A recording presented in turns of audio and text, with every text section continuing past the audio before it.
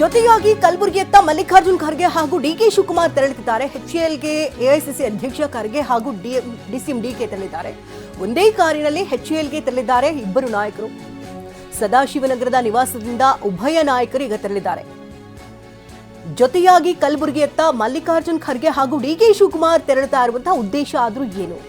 ಬೆಳಗ್ಗೆ ಈಗಾಗಲೇ ಇಬ್ಬರು ಕೂಡ ಮಾತನಾಡಿ ಮೀಟ್ ಮಾಡಿ ಒಂದಿಷ್ಟು ವಿಚಾರಗಳನ್ನ ಮಾತನಾಡಿದ್ದಾರೆ, ಚರ್ಚೆಗಳಾಗಿದೆ ಅಂತ ಹೇಳಲಾಗ್ತಾ ಇದೆ. ಬೊಕ್ಕಿ ಕೊಡೋದ್ರ ಮೂಲಕ ಅವರನ್ನ ಆರೋಗ್ಯವನ್ನ ವಿಚಾರಿಸಿದ್ರು ಡಿಕೆ ಶಿವಕುಮಾರ್. ಮಾತುಕತೆ ಕೂಡ ಸುಮಾರು ಹೊತ್ತಾಯಿತು. ನಂತರದಲ್ಲೀಗ ಎಚ್ಎಎಲ್ಗೆ ತೆರಳಿದ್ದಾರೆ ಇಬ್ಬರು ನಾಯಕರು. ಒಂದೇ ಕಾರ್ನಲ್ಲಿ ಎಚ್ಎಎಲ್ಗೆ ತೆರಳುತ್ತಾ ಇದ್ದಾರೆ ಡಿಸಿಎಂ ಡಿಕೆ ಶಿವಕುಮಾರ್. ಕಲಬುರಗಿಗೆ ಇಬ್ಬರು ನಾಯಕರು ತೆರಳುತ್ತಾ ಇದ್ದಾರಾ? ಯಾವ ಕಾರಣಕ್ಕೆ ಹೋಗ್ತಾ ಇರಬಹುದು, ಏನು ಎತ್ತ ಅನ್ನೋದ್ರ ಬಗ್ಗೆ ಈಗ ಕುತೂಹಲ ಗರಿಗೆದರಿದೆ.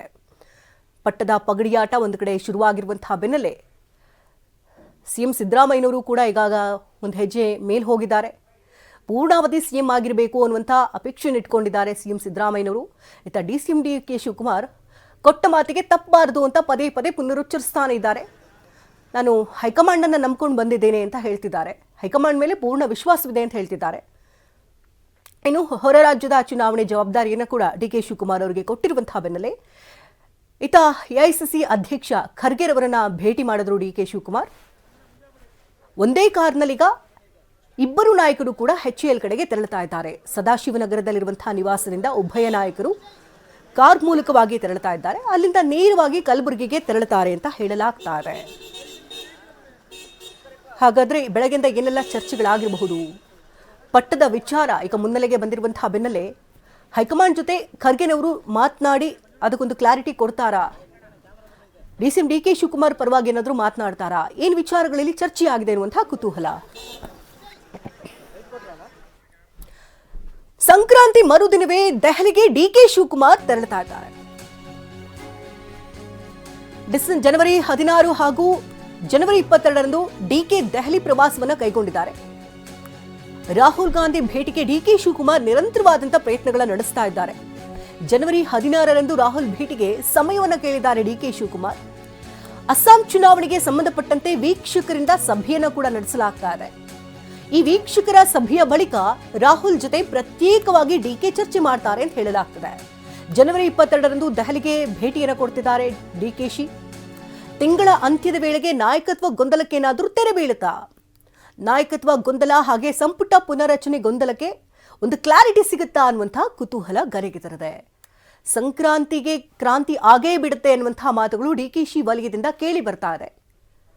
ಹಾಗಾಗಿ ಸಂಕ್ರಾಂತಿ ನಂತರದಲ್ಲಿ 16ನೇ ತಾರೀಕಿನಂದು ಡಿಕೆ ಶಿವಕುಮಾರ್ ರಾಹುಲ್ ಗಾಂಧಿಯನ್ನ ಭೇಟಿ ಮಾಡ್ತಾ ಇರೋದ್ರಿಂದಾಗಿ ಹೈಕಮಾಂಡ್ನಿಂದ ಏನಾದರೂ ಒಂದು ಗ್ರೀನ್ ಸಿಗ್ನಲ್ ಏನಾದರೂ ಸಿಕ್ಕಿದ್ಯಾ, ಅಥವಾ ಇವರೇ ಕೇಳ್ಕೊಳ್ಳುವ ಸಲುವಾಗಿ ಏನಾದರೂ ಅಲ್ಲಿ ತೆರಳುತ್ತಿದ್ದಾರಾ, ಅಥವಾ ಕೊಟ್ಟ ಮಾತಿನಂತೆ ನಡ್ಕೊಳ್ಳದೇ ಇರುವಂತಹ ವಿಚಾರ ಹಾಗೆ ರಾಜ್ಯದಲ್ಲಿ ಆಗ್ತಾ ಇರುವಂತಹ ಬೆಳವಣಿಗೆಗಳ ಬಗ್ಗೆ ಏನಾದರೂ ಡಿಕೆ ಶಿವಕುಮಾರ್ ಹೈಕಮಾಂಡ್ಗೆ ತಿಳಿಸುವಂತಹ ಪ್ರಯತ್ನಕ್ಕೆ ಏನಾದರೂ ಮುಂದಾಗ್ತಿದ್ದಾರಾ ಅನ್ನುವಂಥ ಸಂಶಯ. ಜನವರಿ 16 ಹಾಗೆ ಜನವರಿ 22 ಈ 2 ದಿನಗಳ ಕಾಲ ಕೂಡ ದೆಹಲಿನಲ್ಲೇ ಡಿಕೆ ಶಿವಕುಮಾರ್ ಇರ್ತಾರೆ. ರಾಹುಲ್ ಗಾಂಧಿ ಭೇಟಕ್ಕೆ ನಿರಂತರವಾದಂತಹ ಪ್ರಯತ್ನವನ್ನು ಡಿಕೆ ಶಿವಕುಮಾರ್ ನಡೆಸ್ತಾ ಇದ್ದಾರೆ. ಅದಕ್ಕೂ ಮುಂಚೆ ಮಲ್ಲಿಕಾರ್ಜುನ್ ಖರ್ಗೆ ಅವರನ್ನ ಇವತ್ತು ಭೇಟಿ ಮಾಡಿದ್ದಾರೆ, ಮಾತುಕತೆಯನ್ನು ನಡೆಸಿದ್ದಾರೆ. ಒಟ್ಟಿಗೆ ಇಬ್ಬರು ಕೂಡ ಕಾರ್ನಲ್ಲಿ ತೆರಳಿದ್ದಾರೆ. ಸಿಎಂ ಡಿಸಿಎಂರನ್ನ ದೆಹಲಿಗೆ ಕರೆಸ್ಕೊಳ್ತೀರಾ ಅನ್ನುವಂತಹ ಪ್ರಶ್ನೆಯನ್ನ ಕೇಳಿದ್ರು. ಯಾವಾಗ ನಮಗೆ ಅವಶ್ಯಕತೆ ಇರುತ್ತೋ ಆಗ ಕರೀತೇವೆ ಅಂತ ಬೆಂಗಳೂರಿನಲ್ಲಿ ಎಐಸಿಸಿ ಅಧ್ಯಕ್ಷ ಮಲ್ಲಿಕಾರ್ಜುನ್ ಖರ್ಗೆ ಹೇಳಿಕೆಯನ್ನು ಕೊಟ್ಟಿದ್ದಾರೆ. ನಾಯಕತ್ವ ಬದಲಾವಣೆ ಬಗ್ಗೆ ಒಂದೇ ಲೈನ್ನಲ್ಲಿ ಉತ್ತರಿಸಿದ್ದಾರೆ ಖರ್ಗೆ. ಯಾವಾಗ ಅವಶ್ಯಕತೆ ಇರುತ್ತೋ ಅವಾಗಿಬ್ಬರನ್ನು ಕೂಡ ಕರೆಸ್ಕೊಳ್ತೀವಿ ಅಂತ ಹೇಳಿದ್ದಾರೆ. ಅಂದ್ರೆ ಇಬ್ಬರೂ ನಾಯಕರನ್ನ ದೆಹಲಿಗೆ ಕರೆಸಿ ಅಲ್ಲೊಂದು ಚರ್ಚೆ ಆಗುತ್ತೆ. ಚರ್ಚೆ ನಂತರದಲ್ಲಿ ಒಂದು ಕ್ಲಾರಿಟಿ ಸಿಗುತ್ತೆ ಅಂತ ಹೇಳಲಾಗ್ತಾ ಇತ್ತು. ಆದರೆ ಇಲ್ಲಿ ಪ್ರತ್ಯೇಕವಾಗಿ ಸಿಎಂನವರು ದೆಹಲಿಗೆ ಹೋಗಿ ಬರ್ತಾರೆ, ಡಿಸಿಎಂ ಕೂಡ ಪ್ರತ್ಯೇಕವಾಗಿ ದೆಹಲಿಗೆ ಹೋಗಿ ನಾಯಕರನ್ನ ಭೇಟಿ ಮಾಡ್ಕೊಂಡು ಬರ್ತಾ ಇರೋದ್ರಿಂದಾಗಿ ಒಂದು ಕ್ಲಾರಿಟಿ ಇಲ್ಲ. ರಾಜ್ಯದಲ್ಲಿ ಏನಾಗ್ತಾ ಇದೆ ಅನ್ನೋದ್ರ ಬಗ್ಗೆ ಒಂದು ಸ್ಪಷ್ಟತೆ ಸಿಗ್ತಾ ಇಲ್ಲ. ಯಾಕಂದ್ರೆ ಪೂರ್ಣಾವಧಿ ಸಿಎಂ ಅಂತ ಸಿಎಂ ಸಿದ್ದರಾಮಯ್ಯನವರೇನು ಹೇಳ್ಕೊಂಡ್ ಬರ್ತಿದ್ದಾರೆ, ಹೈಕಮಾಂಡ್ ಮೇಲೆ ನನಗೆ ನಂಬಿಕೆ ಇದೆ ಅಂತ. ಕೊಟ್ಟ ಮಾತಿಗೆ ತಪ್ಪಾರ್ದು ಅಂತ ಡಿಸಿಎಂ ಡಿಕೆ ಶಿವಕುಮಾರ್ ಕೂಡ ಪದೇ ಪದೇ ಪುನರುಚ್ಚರಿಸಿ ಆ ಕೊಟ್ಟ ಮಾತನ್ನ ಮತ್ತೆ ಮತ್ತೆ ಸಿಎಂಗೆ ನೆನಪಿಸ್ತಾ ಇದ್ದಾರೆ. ಹಾಗಾಗಿ ದೆಹಲಿಗೆ ಇಬ್ಬರು ನಾಯಕರನ್ನ ಕರೆಸಿ ರಾಜ್ಯದಲ್ಲಿ ಆಗ್ತಾ ಇರುವಂತಹ ಗೊಂದಲಕ್ಕೆ ತೆರೆ ಎಳಿತೀರಾ? ವಿಪಕ್ಷಗಳಿಗೆ ಈಗಾಗಲೇ ಬಾಣ ಸಿಕ್ಕಿದೆ, ಇದನ್ನ ಆಡ್ಕೊಳ್ತಾ ಇದ್ದಾರೆ. ಆಡ್ಕೊಳ್ಳೋರ ಬಾಯಿಗೆ ಆಹಾರ ಆಗಬಾರ್ದು ಅನ್ನುವಂಥ ನಿಟ್ಟಿನಲ್ಲಿ ಏನಾದ್ರು ಕ್ಲಾರಿಟಿ ಕೊಡ್ತೀರಾ ಅಂದಾಗ ಯಾವಾಗ ಬೇಕಾಗುತ್ತೋ ಅವಾಗ ಕರೆಸ್ಕೊಳ್ತೀವಿ ಅಂತ ಹೇಳಿದ್ದಾರೆ. ಇನ್ನು ಸಂಕ್ರಾಂತಿ ಬಳಿಕ ಗರಿಗೆದರುತ್ತಾ ಕಾಂಗ್ರೆಸ್ನ ರಾಜಕೀಯ ಅನ್ನುವಂತಹ ಕುತೂಹಲ ಗರಿಗೆದರಿದೆ. ಸಂಕ್ರಾಂತಿಗೆ ಕ್ರಾಂತಿ ಆಗೇ ಬಿಡುತ್ತೆ ಎನ್ನುವಂತಹ ಮಾತುಗಳು ಕೂಡ ಕೇಳಿ ಬರ್ತಾ ಇದೆ.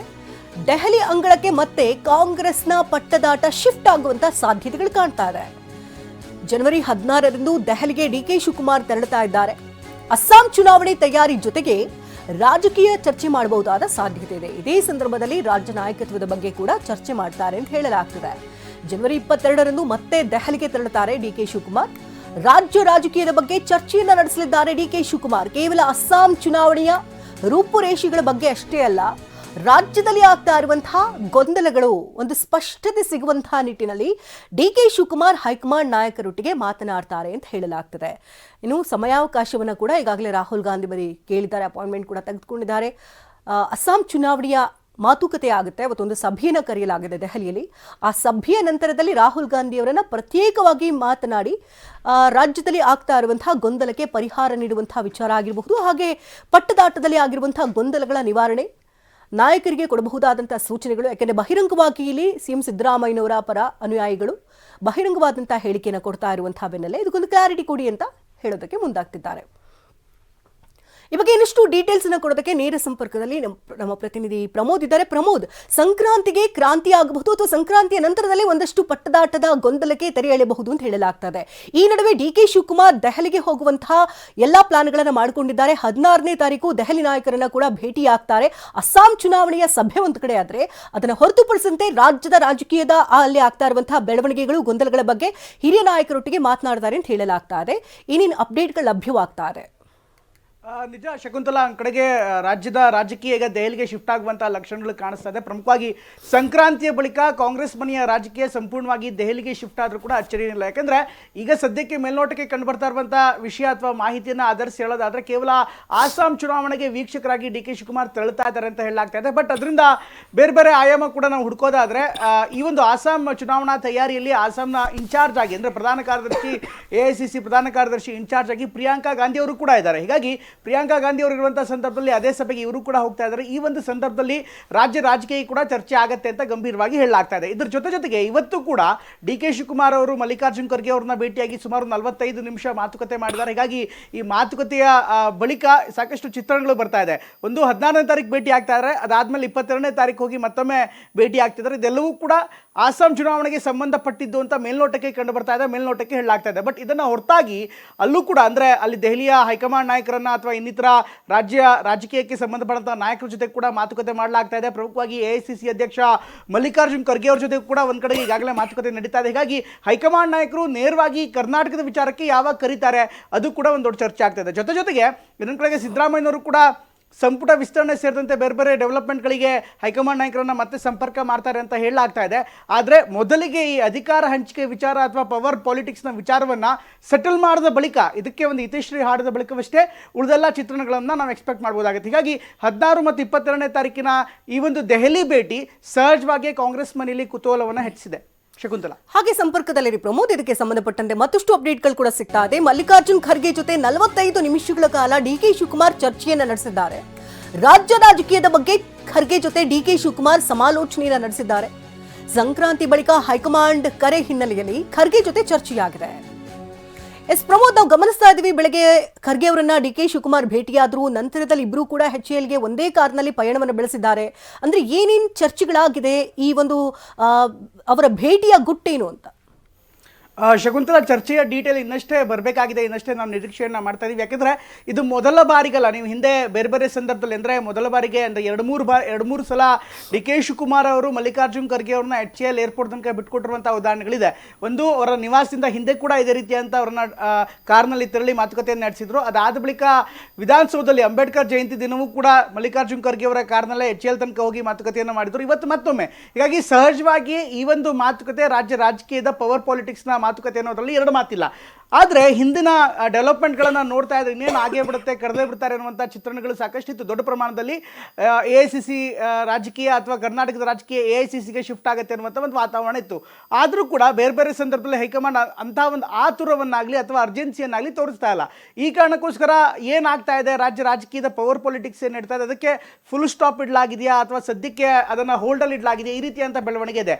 ಈಗ ಬರ್ತಾ ಇರುವಂಥ ಮಾಹಿತಿ ಅಥವಾ ಬೆಳವಣಿಗೆಯನ್ನು ಗಮನಿಸ್ತಾ ಇದ್ರೆ ಸಂಕ್ರಾಂತಿಯ ಬಳಿಕ ಕಾಂಗ್ರೆಸ್ ಮನೆಯ ರಾಜಕೀಯ ಸಹಜವಾಗಿಯೇ ಅಥವಾ ದೆಹಲಿಗೆ ತೆರಳುವಂಥ ಸಾಧ್ಯತೆ ತುಂಬ ದಟ್ಟವಾಗಿ ಕಾಣಿಸ್ತಾ ಇದೆ. ಮತ್ತೊಮ್ಮೆ AICC ಅಧ್ಯಕ್ಷರನ್ನ ಮಾತುಕತೆ ಮಾಡಿ ಅವ್ರ ಜೊತೆಗೆ ಅಪ್ರೋಚ್ ಮಾಡೋ ಮೂಲಕ DK ಶಿವಕುಮಾರ್ ಕೂಡ ಅವ್ರದ್ದೇ ಆದಂಥ ಪ್ರಯತ್ನವನ್ನ ಮಾಡ್ತಾ ಇದ್ದಾರೆ. ಸಹಜವಾಗಿ ಇತ್ತ DK ಶಿವಕುಮಾರ್ ಬಣ ಈ ಪ್ರಯತ್ನವನ್ನ ಮುಂದುವರಿಸ್ತಾ ಇದ್ದಂತೆ ಸಿದ್ದರಾಮಯ್ಯ ಕೂಡ ಸುಮ್ಮನೆ ಇರಲ್ಲ. ಅವ್ರ ಭಾಗದಿಂದಲೂ ಕೂಡ ಅವ್ರ ತಂಡದಿಂದಲೂ ಕೂಡ ನಾವು ಇದೇ ರೀತಿಯಂತ ದೆಹಲಿ ಯಾತ್ರೆ ಅಥವಾ ಇದಕ್ಕೆ ಕೌಂಟರ್ ಪಾಲಿಟಿಕ್ಸ್ ಅನ್ನ ನಾವು ಕೂಡ ನಿರೀಕ್ಷೆ ಮಾಡಬಹುದಾಗುತ್ತೆ. ಶಕುಂತಲಾ, ಧನ್ಯವಾದ ಪ್ರಮೋದ್. ತಮ್ಮ ಲೈವ್ ಅಪ್ಡೇಟ್ಸ್ಗಾಗಿ